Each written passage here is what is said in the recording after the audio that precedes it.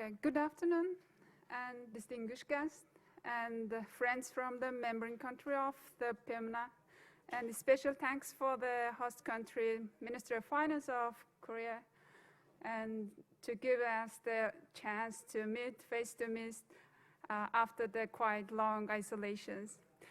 And today we're gonna discuss about actually sharing our experience during the COVID-19, what we learned from the pandemic period. And the previous speaker mentioned about the Agile Treasury. Did we do work Agile enough and during the pandemic period? I'm afraid we did, but we at least can say we tried.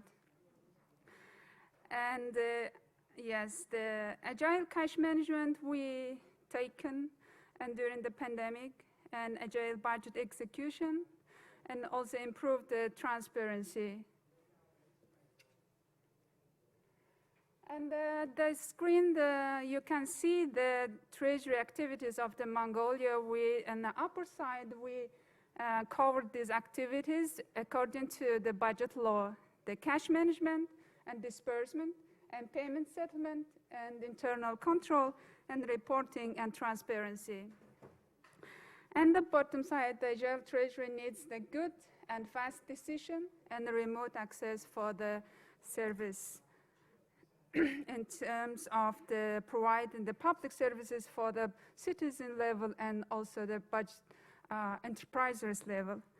And in terms of the cash management and disbursement and the earning extra funds and adjustment of the budget and prioritize the disbursement, maybe delaying some unnecessary activities. And for the payment side and the internal control, we need to digitalize the services. And also the reporting side, we need to digitalize the service, collecting the financial statements remotely. And the period time the budget entities cannot go to the Ministry of Finance to submit the financial statements is prohibited. Some strict measurement was taken. And the transparency, the government needs to publish the numbers in transparent ways. We are currently revamped transparency and portal systems. Okay, and starting the, maybe we could say the Agile cash management. And because the measures taken within the framework of the development corporations and earning the extra funds in very short period, the working group was established. Is it? Could see? Oh, okay, the working group was established for the earning funds, and online negotiation with the donor countries is taken with the very fast decision, and the quick decision making is also mentioned in this period, and they, such as the European Union and World Bank, International Monetary Fund, etc., we discussed it as donors and to get the extra funds for the emergency, to fund the emergency expenditures. And the right-hand side, we had the budget amendments, and the COVID law gives the permission to the cabinet to adjust the budget law without discussion the parliament. It's the quite good law, and we taken and during the COVID. And the 2002 and 2021, we amended the law once, and this year we twice adjust the budget. And for financing the child allowance and increase in social security programs and food vouchers and increase in subsidies for unemployment for the enterprises whose operations were stopped in 3 months and above, and exempted from the personal income tax and cash handouts for citizens during the COVID, and promotion for vaccination programs, and the government paid for the utility costs, such as electricity and heating systems cost and water usage, etc., etc. This is the main measurements was taken during the cash management and the COVID. And also we prioritized the disbursement, and we had the direct disbursement for the certain sectors. We called it emergency sectors, such as military and border, special sectors, and health, and also other special services, such as policies and etc. And the direct selection for the procurement, we have very strict law for the procurement. The budget entities must follow the tender law, but some purchase, example of the vaccine and health equipment is exemption for this law, and direct selection of the procurement was taken during this period. And we restrict some disbursement for the other sector, the postponed the unnecessary activities from the ministries, such as the amusement park or statue. We postponed or canceled totally that disbursement, and no purchasing assets such as cars and furniture and etc., etc., and reducing advertisements and publishing.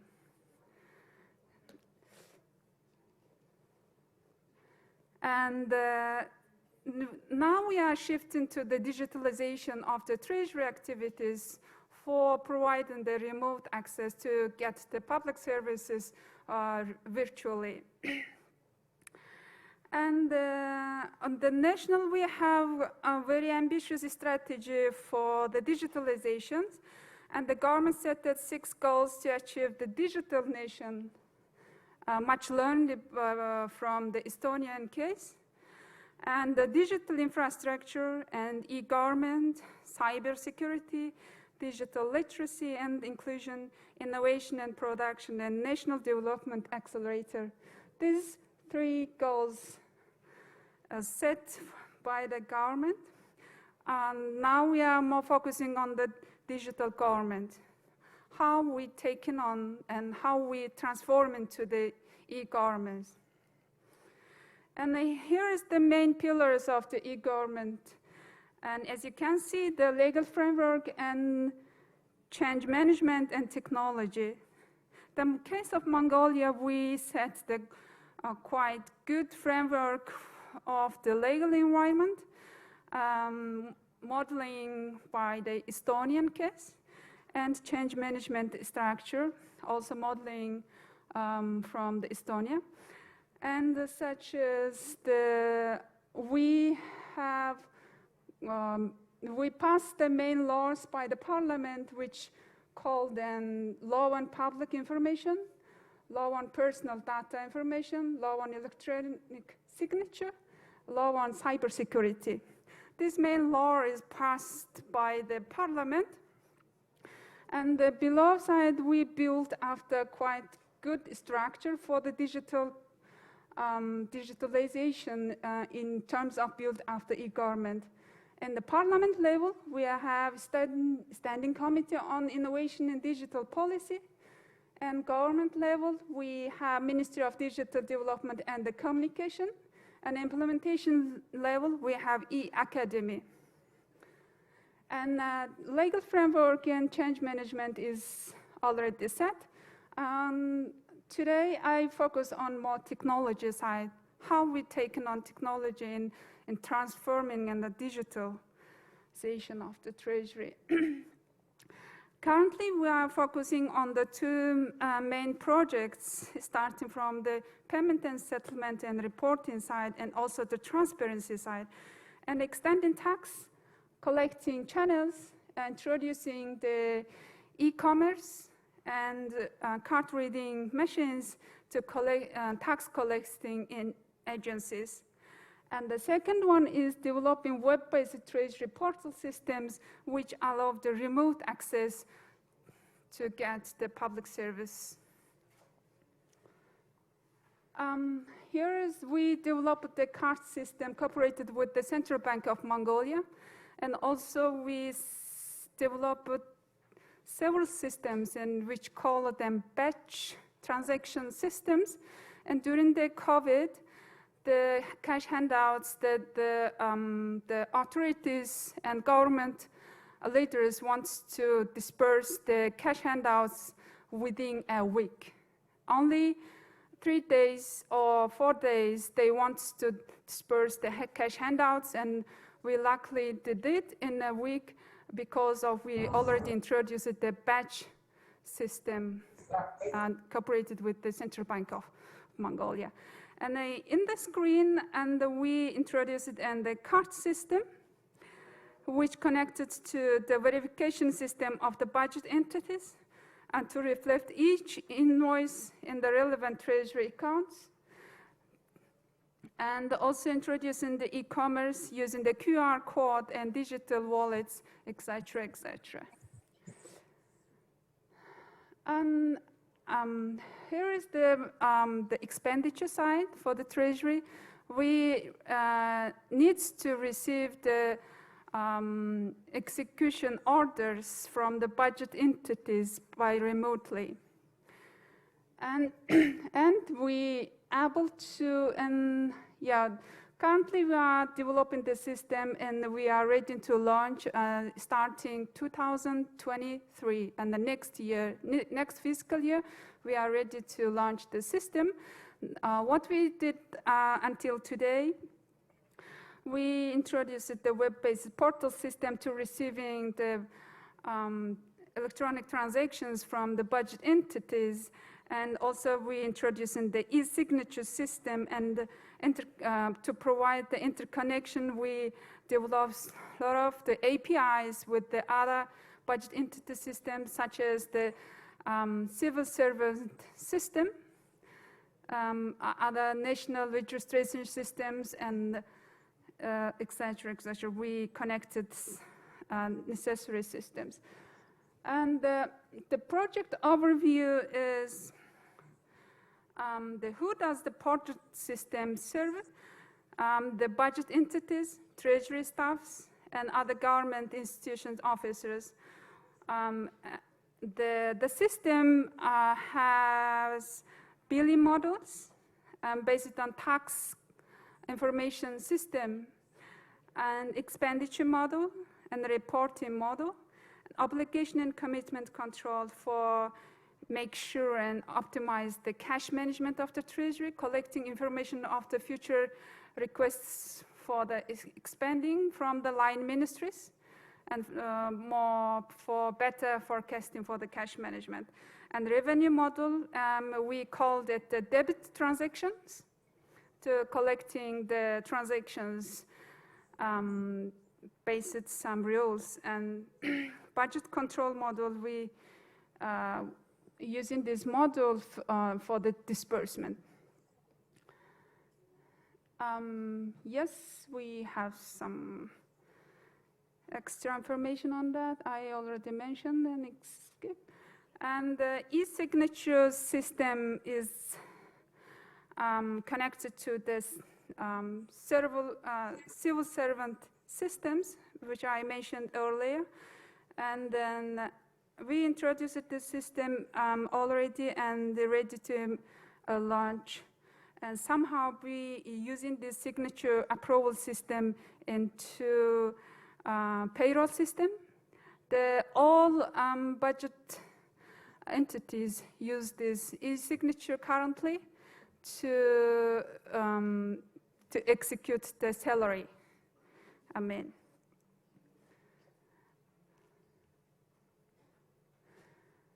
And also we, e-report system, we have the system receiving the financial settlements by remotely, the remote areas and levels. And you know that Mongolia has quite big territory between the big nations, and the very primary level treasury units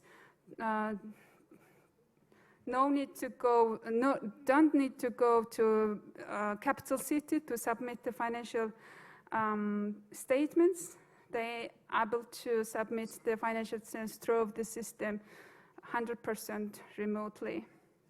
And we consolidate the reports annually and semi-annual.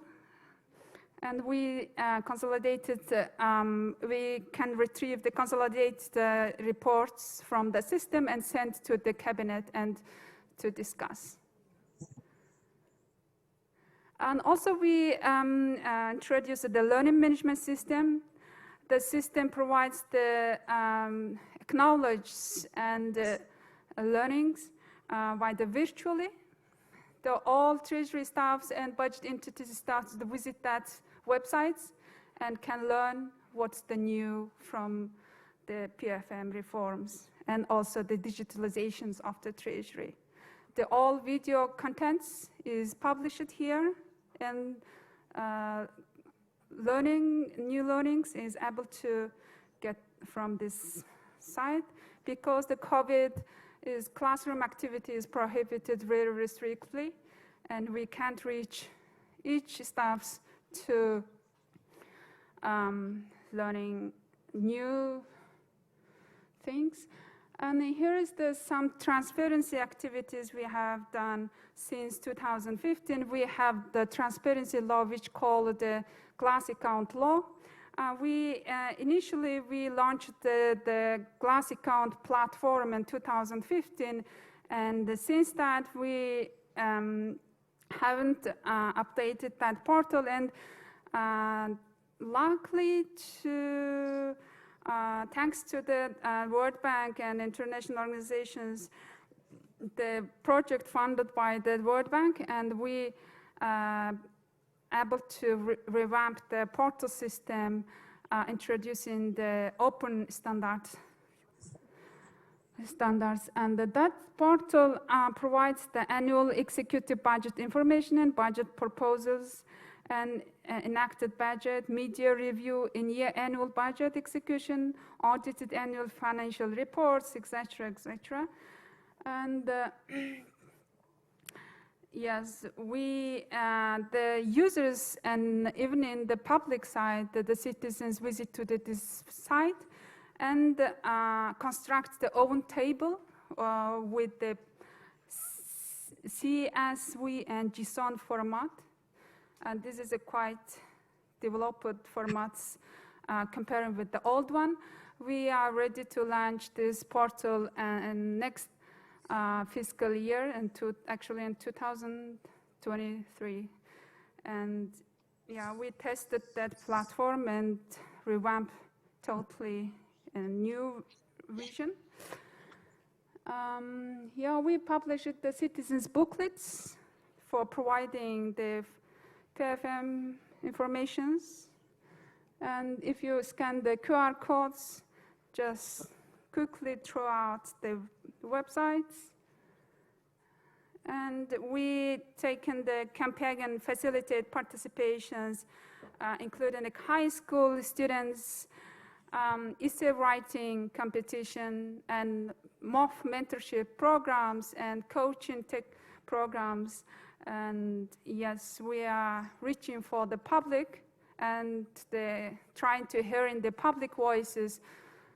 Yes, we are doing this. And here is the score of the open. Mongolia scores the 60 out of the 100 nations in open budget survey. Oh, sorry, is the 60 scores out of the 100, and ranking 38 of 120 countries. We believe after launch the new updated transparency platform, the score gonna be increased. Thank you for attention.